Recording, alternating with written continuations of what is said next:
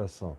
Vá entrando e vá deixando o seu joinha. Eu venho falando sobre o batismo de João e arrependimento, fruto digno de arrependimento, significado do arrependimento de acordo com João, como ele propunha, e depois eu falei sobre o aprofundamento do significado de arrependimento, já numa perspectiva apostólica neotestamentária, que é essa de viver num estado de transformação contínua da mente. Arrependimento é mudança de mente, e Paulo diz em Romanos 12 que a gente deve não só viver uma vida onde o nosso ser seja uma entrega viva de toda a nossa plenitude, corpo, mente, alma, espírito, como diz o mandamento, amando o Senhor nosso Deus de todo o coração, de toda a nossa força, com todo o nosso sentimento, alma, emoções e pensamentos, e mente, e raciocínio. É uma integralidade de oferta viva ao Senhor, seguida de uma continuidade diária. E eu disse isso aqui ontem, diária, que não tem dia nenhum na minha vida em que eu não viva esse processo de renovação da minha mente, do meu entendimento. A gente vai abolindo preconceitos, a gente vai tirando opiniões que eram muito firmadas dentro de nós e a gente nunca nem as tinha examinado exatamente por inteiro. No dia que começa a abrir o pacote, vê que a origem dela não é uma origem necessariamente boa, aí você arranca aquilo dali, desplanta aquela raizinha, não importa o quão pequena ela seja. É um trabalho para a vida inteira, é como de um jardineiro de si mesmo. Esse processo de metanoia, de mudança de mente, de renovação da mente, de transformação do entendimento, porque o arrependimento nos conduz diariamente a um processo da absorção da mente de Cristo. É esse o objetivo. Você pode começar o arrependimento com dor, como aqueles que procuraram a João. O que faremos?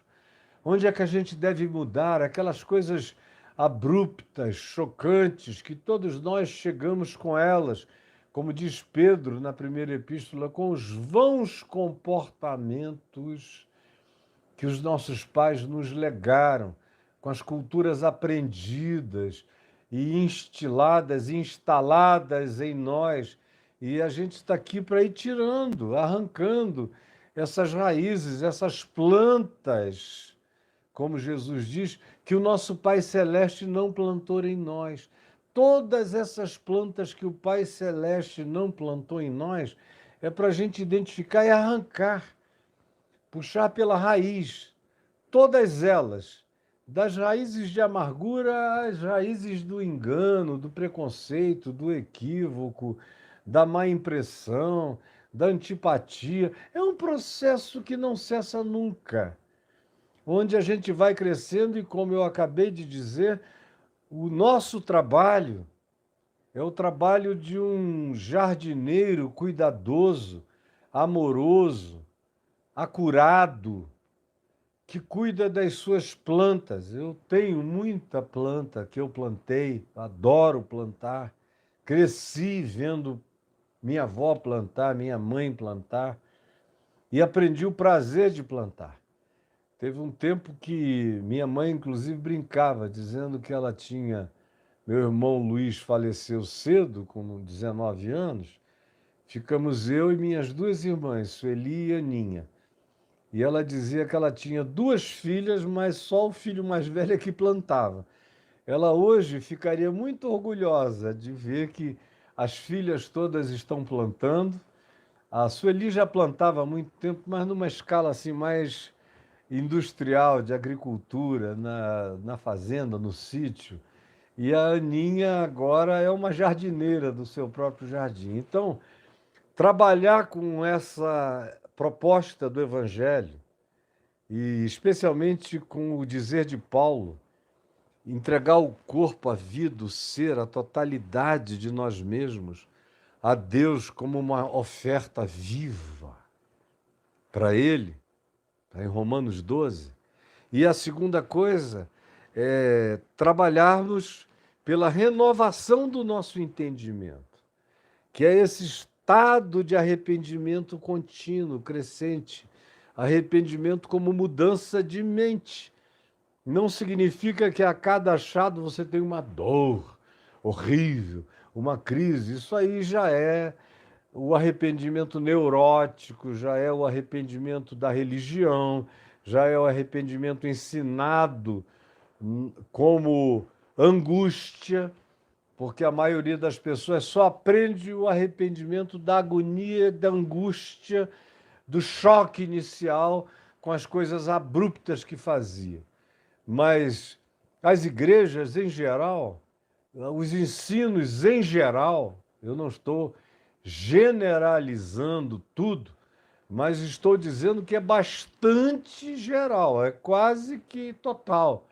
É uma raridade você ver a continuidade do ensino do arrependimento como mudança diária de mente, de compreensão, de entendimento, de refinamento do ser no Evangelho de Cristo.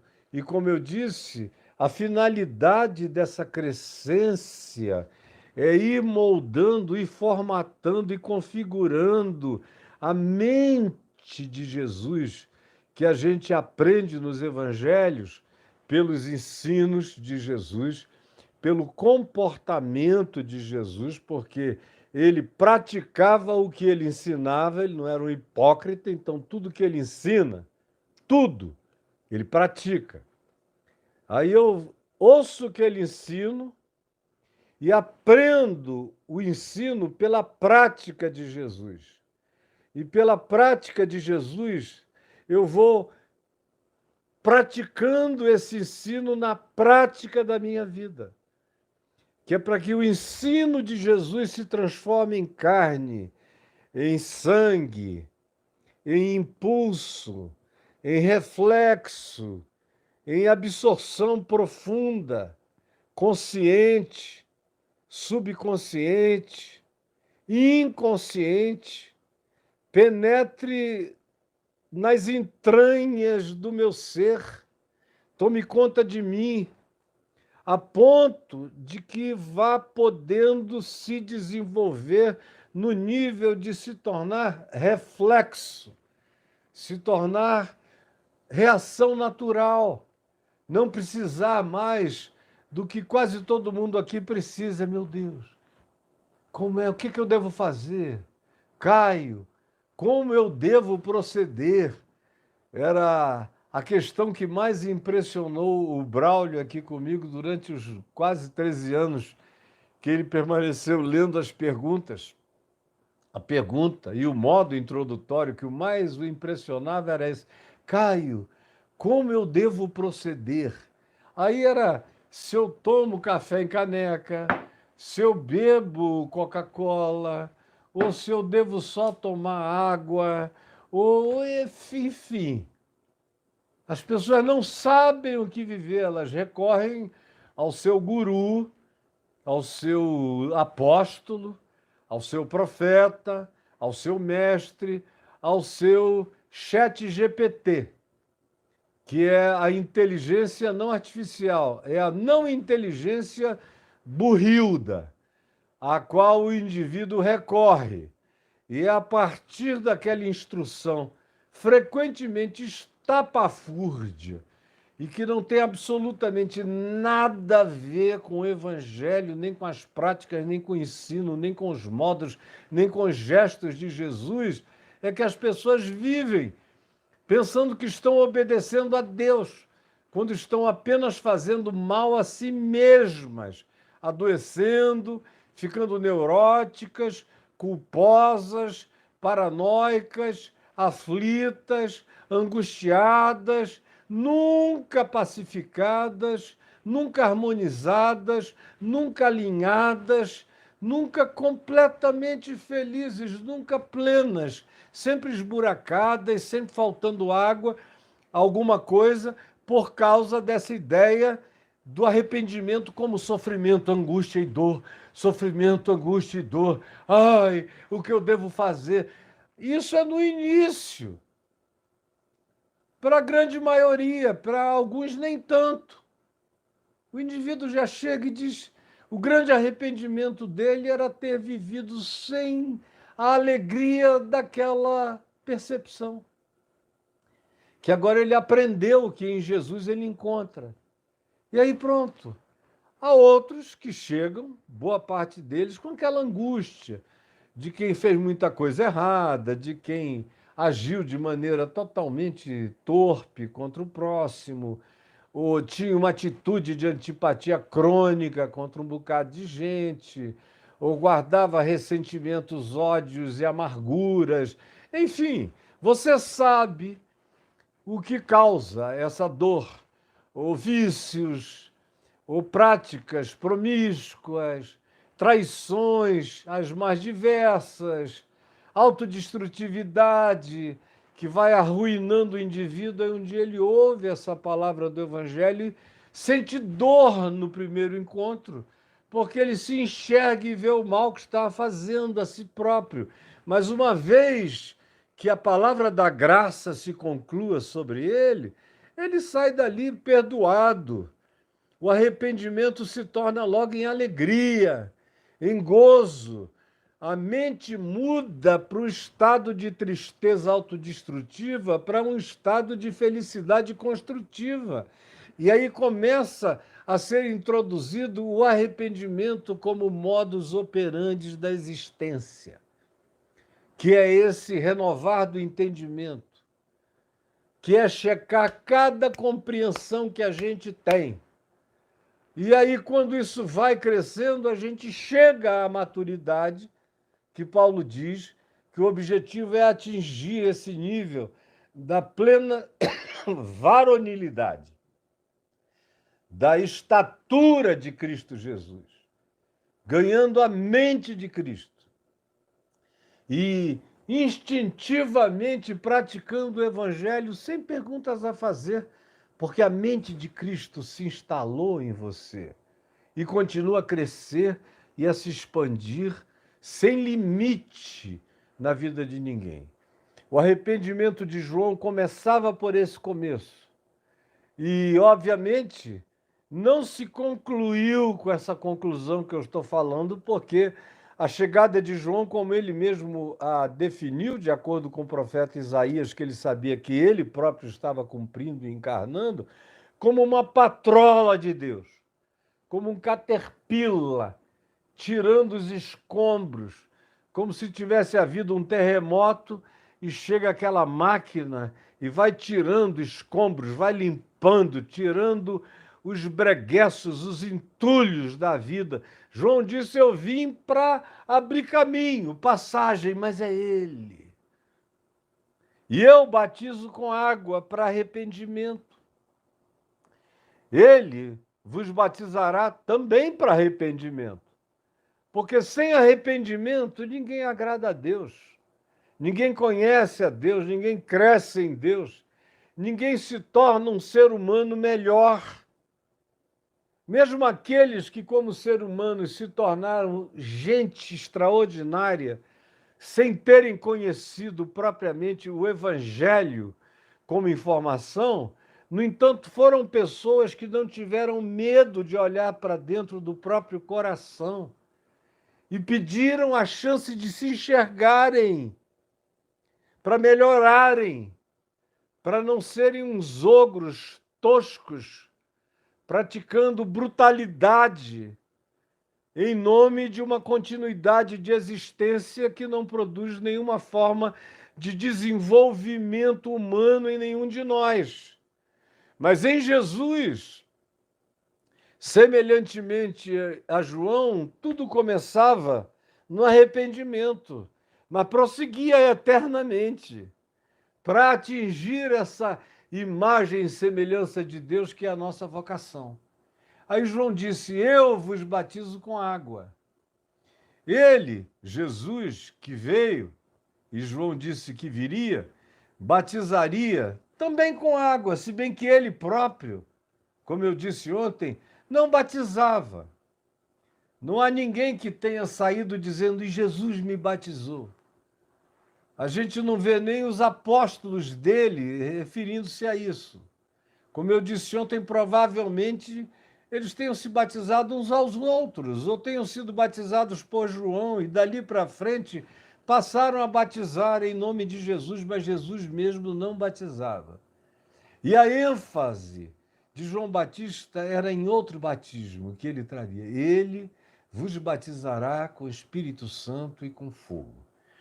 Aí, é claro, nós fomos ensinados que essa manifestação do Espírito Santo entre os seres humanos só começou a acontecer do dia de Pentecoste para frente. Mas, na realidade, é o dispensacionalismo pentecostal que deu mais ênfase nisso do que qualquer outra forma de acentuação anterior. Os apóstolos, a gente lê em Atos dos Apóstolos, no capítulo 2, quando o Espírito Santo desceu no dia de Pentecoste, e eles receberam aquele batismo visível, exterior, eles pousaram sobre eles línguas como de fogo. Ouviu-se aquele vento, que é outro símbolo do Espírito, do sopro, desse Espírito que Jesus disse que sopra onde quer. Ouves a sua voz, não sabes de onde ele vem, nem para onde ele vai, ele é livre, sempre foi e será. E eu recomendo a leitura do meu livro, O Espírito Santo Deus que vive em nós, para você entrar em variadas nuances desse trabalho do Espírito Santo na vida, na percepção daquilo que nós humanos encontramos nas Escrituras e na observação da experiência da existência. No entanto, conquanto os apóstolos tenham se referido àquele evento, e aquele evento que foi um advento da realidade do Espírito Santo em Atos 2, e eles passaram a falar em outras línguas, segundo o Espírito Santo lhes concedia que falassem, conforme você lê em Atos, eles mesmos narram algumas outras situações meio advênticas, semelhante àquela de Atos 2. Por exemplo, em Atos 4, quando eles foram proibidos de pregar e disseram que não se submeteriam a ninguém, a nenhuma autoridade religiosa, romana, nem do céu, nem do inferno, nem de lugar nenhum. Eles tinham um mandamento para pregar o evangelho e pregariam. E aí oraram a Deus dizendo obrigado e agradeceram o privilégio de sofrer, de padecer pelo nome de Jesus. Leia lá em Atos 4. E o texto diz: e quando eles estavam orando, tremeu o lugar onde eles estavam reunidos. Tremeu do chão para cima, aquele tremor. E eles ficaram cheios do Espírito Santo. Cheios, como tinham ficado no início. Aí você viaja um pouco mais e chega, por exemplo, nos episódios de Atos 8, em Samaria, que chega a ser chamado por alguns de o Pentecoste samaritano, quando o Espírito Santo se derramou de maneira explícita, com profecias, com sinais visíveis sobre os samaritanos, que eram objeto do preconceito absoluto dos religiosos judeus. Aí você vai um pouco mais em Atos, chega no capítulo 10, lá na casa de Cornélio, na Cesareia Marítima, aquele centurião romano. E o que é que acontece lá? A mesma coisa. Enquanto Pedro pregava, o Espírito Santo veio e interrompeu a pregação de Pedro. E Cornélio e todos os que estavam na casa dele começaram a ficar possuídos de uma alegria. O Espírito, o texto de Atos 10 diz, caiu. É a expressão caiu, como um teto que desaba, que caiu. Bah! Foi muito forte. Lá em Jerusalém, Atos 2, foi o vento e o fogo. Atos 4, um terremoto. Atos 8, em Samaria, foram línguas e profecias. E eles ficaram tomados de alegria. E aqui na casa de Cornélio é um teto espiritual que desaba. Caiu sobre eles o Espírito Santo, enquanto Pedro falava. E eles começaram a falar em outras línguas e a profetizar. E Pedro olhou para os presbíteros que tinham vindo com ele lá de Jope, da igreja que se reunia naquela área ali do Mediterrâneo, e que é uma caminhada bem razoável para quem vai a pé pela praia, pela costa de Jope até Cesareia Marítima, e fora o caminho que Pedro fizera com os presbíteros. Ele olhou para os presbíteros e para os anciãos daquela comunidade, provavelmente onde Dorcas também servia, que foi aquela mulher que Pedro veio a ressuscitar e a devolver à comunidade viva. Pedro olhou para eles e falou: e agora? Os caras aqui, os romanos, o centurião, que serve aqui nesse lugar pagão, a essa corte miserável de romanos torpes, com alguns dos lugares de bacanal mais extravagantes do império. Herodes fez aquele lugar em homenagem a César, por isso é Cesareia Marítima, e ali ficavam as autoridades romanas, os governadores, os procônsules, os Herodes quando passavam, todas as grandes autoridades do mundo inteiro ficavam naquele lugar que é maravilhoso. Até o dia de hoje, é o lugar onde estão provavelmente as maiores e mais bem situadas e mais caras mansões do Estado de Israel. Estão lá até hoje, porque o lugar é maravilhoso. É um lugar para quem tem posses. E embaixo daquela estrutura toda rolava uma situação indescritível de promiscuidade, também celas e prisões, onde Paulo ficou preso 2 anos. E era também por onde entravam todas as pessoas que serviam os bacanais, as mulheres que se ofereciam e que eram servas daquelas prostituições de realeza. É ali naquele lugar, e o cara era uma das figuras mais importantes, talvez fosse o oficial mais importante da localização, e era temente a Deus, e teve uma visão no meio daquela confusão de que ele deveria chamar a um homem chamado Pedro, que lhe falaria todas as palavras dessa vida. E aí o Espírito Santo falou com Pedro lá em Jope, à distância. Preparou Pedro para não ter nojo de gentios. Foi quando Pedro teve aquela visão do lençol que descia do céu, com todos os animais proibidos pela lei de Moisés. Animais que Moisés tinha dito na sua lei que os israelitas não deveriam comer, que o povo de Israel não deveria comer. Passou a fazer parte de uma dieta de repúdio. Isso aqui é coisa de pagão, comer isso não.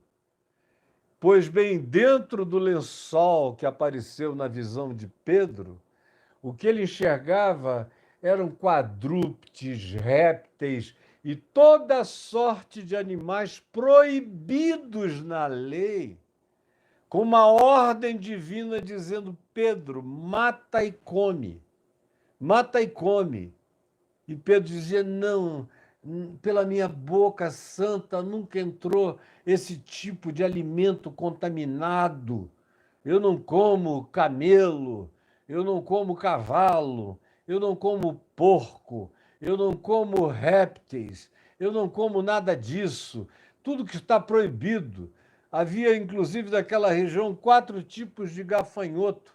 2 deles os israelitas poderiam comer, como João Batista fazia.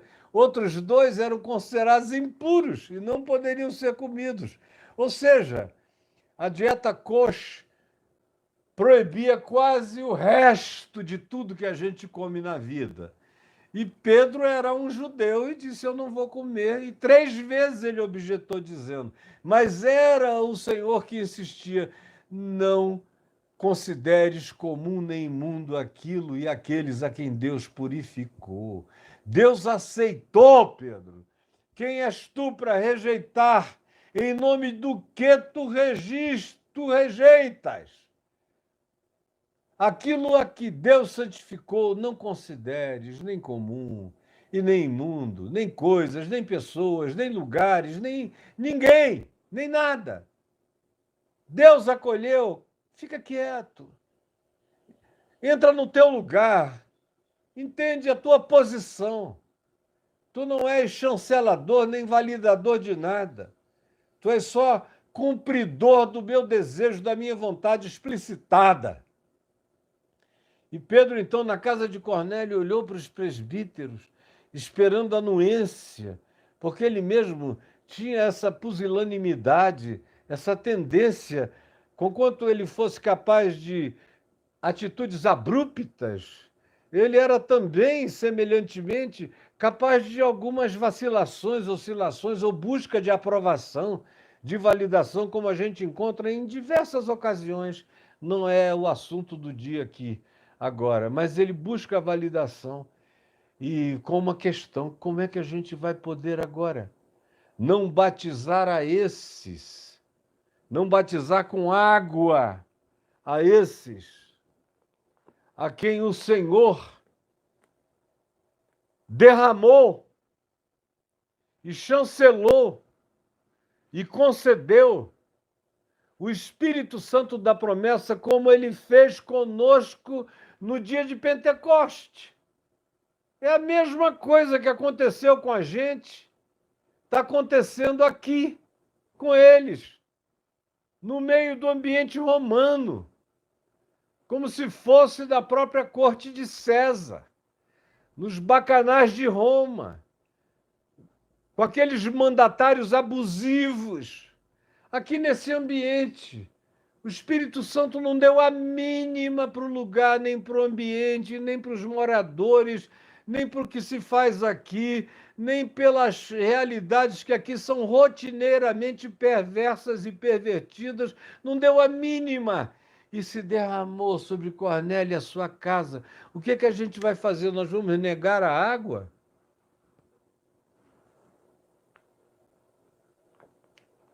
Do batismo? Àqueles a quem o Espírito Santo não se negou?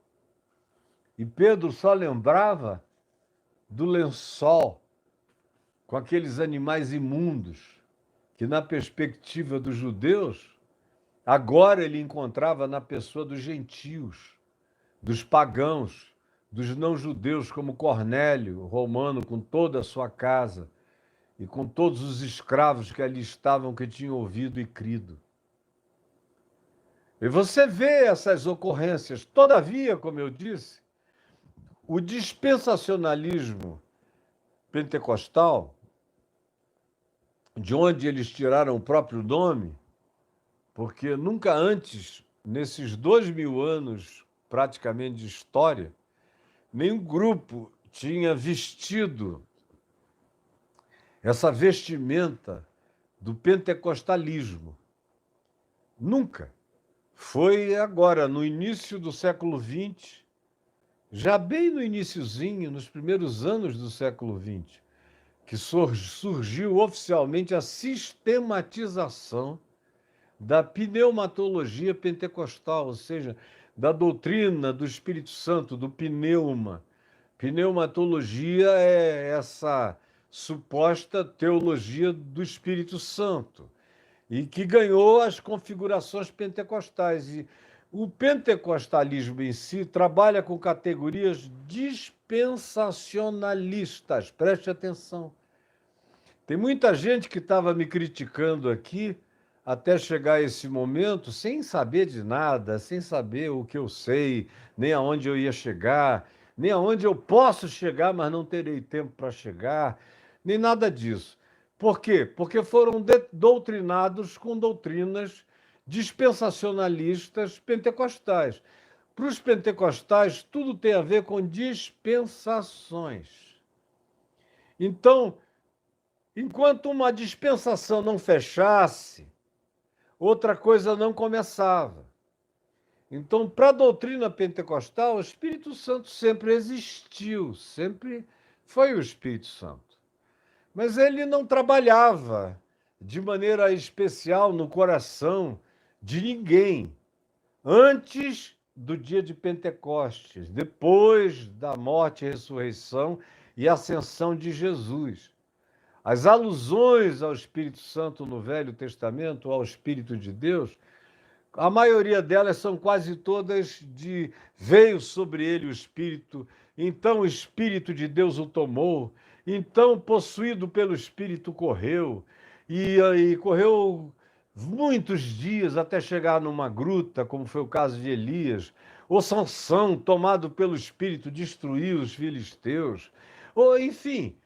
Você começa a ver as internalizações das narrativas do Espírito Santo já em Davi, que era uma pessoa muito mais profunda, já fazia parte de uma geração menos tosca, menos sansônica, menos Jefité no seu modo de ser, menos primitiva, conquanto ele próprio fosse um homem da sua própria geração e praticasse coisas que a gente considera impensáveis hoje em dia, mas ele já era um ser evoluído perto dos que o tinham precedido.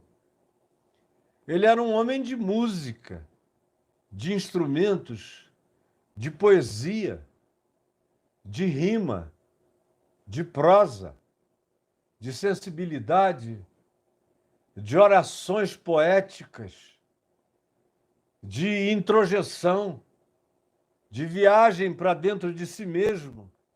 Ele conclui sobre algumas pecaminosidades que do lado de fora nenhum antecessor dele discerniria. Mas ele, para ele próprio, diz: não, isso é pecado contra o Senhor. Embora, quando houve aquele apelo horrível da luxúria da carne em relação à beleza de Batseba, mulher de Urias, ele não tenha se controlado, ou tenha se permitido descontrolar-se e mandou buscar a mulher e a possuiu, teve um caso com ela, acabou do jeito horroroso como acabou, com a morte do marido, e ela acabou indo para a corte e se tornou posteriormente a mãe de Salomão, sucessor de Davi. Mas foi um episódio triste, do qual ele acordou quando o profeta Natã trouxe a palavra de Deus a ele, ele despertou e disse: eu pequei contra o Senhor. E escreve o Salmo 51, onde ele alude sobre o Espírito Santo, dizendo: não me retires o teu Santo Espírito. Não me retires. Ele se sentia diferentemente da maioria das pessoas e se sabia um ser habitado por Deus. Ele era um homem segundo o coração de Deus, dissera já o profeta Samuel, e ele próprio vivia essa internalização pessoal. muito pré-pentecostal, como aconteceu com grande parte ou todos os profetas cujos nomes aparecem aqui no Velho Testamento e que foram objeto de profecia do Espírito Santo. E o Espírito veio, e o Espírito me mostrou, e o Espírito me levou, e o Espírito me arrebatou, e o Espírito me conduziu, e o Espírito Santo me falou. O Velho Testamento está cheio da relação de pessoas com o Espírito Santo. E não se diz o Espírito falou do lado de fora, porque o Espírito não podia habitar ninguém. Ninguém tem esse poder de determinar, de criar uma dispensação tão fixa, que Deus fique proibido de ser Deus, porque nós não concluímos uma doutrina dispensacionalista que diga Deus só pode agir desse modo, desse ponto histórico para frente. Como foi o que vocês todos aprenderam nos seus lugares, inclusive a Igreja Católica ensina assim, a Igreja Protestante, desde os seus primórdios, e tudo que se derivou da Igreja Protestante até o ápice pentecostal, que tomou o nome de pentecostal por causa da ênfase no dia de Pentecoste. E aí é que começa isso baseado em algumas afirmações de Jesus. Como, por exemplo, a gente lê o apóstolo João dizendo, em João, no capítulo 7, você chega aí no último dia, no grande dia da festa, no verso 37 começa, mas é no verso 38, eu creio, se a minha memória não me trai, em que está dito que Jesus tinha falado aquilo sobre as águas vivas que haveriam de fluir do coração de todo aquele que nele cresce, o Espírito Santo. Ele disse, para que se cumpra as Escrituras, vai fluir do coração de cada um desses que creem em mim, conforme o profeta Ezequiel tinha dito no capítulo 47, verso 1, Jesus existencializou o templo de Ezequiel, existencializou como um templo que não iria ser erguido fora, com pedras, com edificações humanas. Jesus existencializou aquele templo, porque quando você faz as contas, eu já me dei o trabalho de fazer todas as contas de metragem, você vê que ele cresce para dentro. Ele é, desde o início, um templo que crescia de maneira, arquitetonicamente falando, impossível da gente construir só com uma arquitetura quântica. É que seria possível construir para dentro. E Jesus vai em cima na mosca. Diz a Escritura de Ezequiel 47, daquele templo que cresce para dentro. E se você escrever aí no meu portal caifab.net, lá na lupinha, o templo que cresce para dentro, você vai encontrar uma quantidade de ensinos meus a respeito disso. Então Jesus disse, conforme Ezequiel 47, sobre aquele templo que cresce para dentro e de cujo altar fluiriam águas vivas. Eu sou o cumprimento disso. E João acrescenta no Evangelho, isso ele disse com respeito ao Espírito Santo que haveriam de receber os que nele crescem, porque até aquele momento o Espírito ainda não tinha sido dado como um derramamento sobre toda a carne, dado na sua manifestação universal, dado usando uma outra palavra sinônima de universal, que é católico, no sentido de que cobriria todas as coisas, cobriria toda a carne, como viria dizer o profeta Ezequiel, o profeta Joel, no capítulo 2, do verso 28, quando ele diz: Eis que naqueles dias o Espírito será derramado sobre toda a carne. Os jovens terão visões, os velhos sonharão, os servos e as servas profetizarão. Vai ser um derrame do Espírito Santo que não leva em consideração sexo, nem etnia, nem condição social, nem religiosa, até sobre os meus servos e sobre as minhas servas, conclui Deus falando através do profeta Joel, até sobre os crentes. Eu derramarei do meu espírito naquele dia. Era algo que falava mesmo de um derramamento do espírito sobre toda a carne indiscriminadamente, preparando o mundo inteiro para aquilo que João Batista podia fazer só localmente, exteriormente e temporariamente. O Espírito Santo é o Batista eterno, é o preparador eterno, é o Paráclito, como Jesus chamou, é aquele que anda ao lado, é o Consolador presente e que nunca esteve ausente, sempre esteve presente. No passado, na vida dos que tinham mais percepção, a gente vê essa manifestação introjetada do Espírito, como eu já citei aqui, Davi, textos de Isaías e de outros profetas, e a própria relação dos profetas com o Espírito de Deus, que era uma relação de absoluta entrega e fundição da mente a Deus. Mas haveria um tempo, que seria depois do que João conseguia divisar, João Batista, e chegaria o tempo em que se universalizaria de um modo incomparável.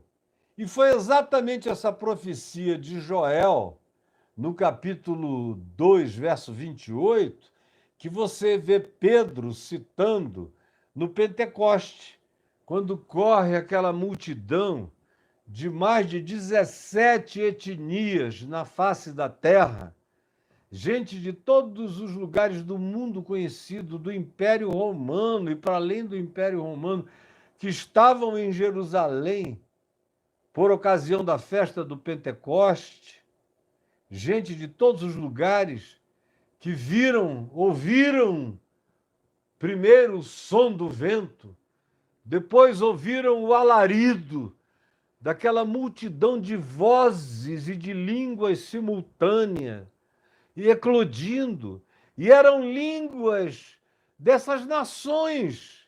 Eles ouviam aqueles galileus incultos e ignorantes, não letrados, falando as grandezas de Deus nas suas línguas maternas, das línguas maternas dos que estavam ouvindo. 17 nações diferentes ouvindo nos seus representantes uma Babel ao contrário. Ao invés das línguas afastarem os homens agora estavam sendo chamados por Deus, os humanos, para uma unidade universal em torno de Jesus, do Cristo, do Espírito Santo, dessa fraternidade habitada por Deus, aonde a gente vira corpo de Cristo e aonde não há acepção de pessoas e de nenhuma natureza e nenhum preconceito pode subsistir, aonde a presença do Espírito Santo é genuína, verdadeira, ardente e queimante. Esse foi o choque dos que estavam em volta, como nós os ouvimos falar as grandezas de Deus nos dialetos, nas línguas mais particulares da nossa cultura étnica original, da nossa cultura autóctone. Como é que eles se tornaram esses seres de comunicação universal? Esse foi o primeiro choque, Atos 2. Mas você vê, posteriormente, a Atos, os textos que eu já falei, mas voltando aqui para o Evangelho de João, no capítulo 7, no verso 38, 39, quando diz até aquele ponto o Espírito não tinha sido dado porque Jesus ainda não tinha sido glorificado, assunto aos céus, não tinha ressuscitado e sido colocado acima de todo principado, potestade e poder, ou de qualquer nome, ou civilização, ou existência a qual se possa fazer referência, e o que veio acontecer sobre toda a carne, cumprindo Joel 2:28, no dia de Pentecostes. Então, aquele dia é um dia historicamente marcante, como eu disse ontem. Assim como a crucificação manifestava no espaço-tempo na história, eu disse ontem, para quem prestou atenção, a cruz imolada antes da existência do universo, antes da fundação do mundo, a cruz era o cordeiro, o sacrifício. Nós já fomos criados sob o signo da graça e do perdão. Todos, todas as criaturas. Então, antes de haver crucificação, os apóstolos dizem que houve cruz antes da fundação do mundo. Assim também, antes de haver o Pentecoste de Atos 2, o Espírito Santo foi derramado sobre aqueles a quem Deus quis, quando quis, onde quis, porque o Espírito sopra onde quer e Deus foi, é e sempre será livre. E nenhuma doutrina humana vai determinar até onde Deus pode ir e aonde Deus para de ir. Agora, isso é um choque para os pentecostais, essa liberdade de Deus. João mesmo, no evangelho dele, eu estou falando agora de João o evangelista, no evangelho dele, não só diz isso no capítulo 7, mas a gente lê no capítulo 14, por exemplo, é um texto em que Jesus diz: pois eu não vos deixarei órfãos, eu voltarei para vós outros.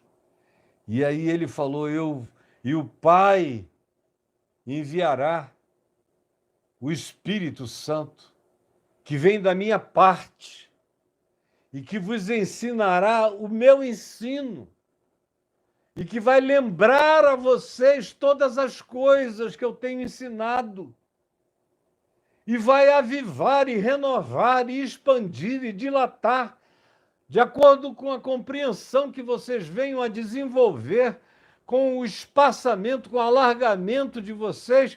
Isso não vai parar de crescer jamais. Porque eu vos darei, e ele virá, ele habita convosco, e estará em vós. Hoje ele já habita com todo mundo. Ele está aqui. Mas chegará o dia em que vocês serão morada, residência, marcados e selados. Serão habitação do Espírito, assim como tem pessoas que são possessas por demônios contra a sua vontade, embora haja aqueles que invoquem tais coisas. Sempre foi possível que pessoas ficassem também invocando o Espírito de Deus, serem habitadas pelo Espírito Santo, porque é uma relação de Deus com o indivíduo, sempre foi e sempre será. Mas do ponto de vista do marco histórico, o Pentecoste é essa manifestação histórica visível daquilo que sempre foi uma manifestação invisível e livre de Deus, porque o Espírito sopra onde quer. Mas no dia de Pentecostes, isso se tornou história, isso se visibilizou, isso ganhou uma marca. Mas não é o sarrafo de Deus, dizendo Deus só pula até aqui, ou só começou a pular daqui para frente. Só começou a haver Espírito Santo disponível para o ser humano assim, nesses moldes e nesses modelos. Pois foi esse tipo de modelamento, de engessamento, de formatação, de configuração, de delineamento que estabeleceram na doutrina pentecostalista do Espírito Santo, com algumas pioras,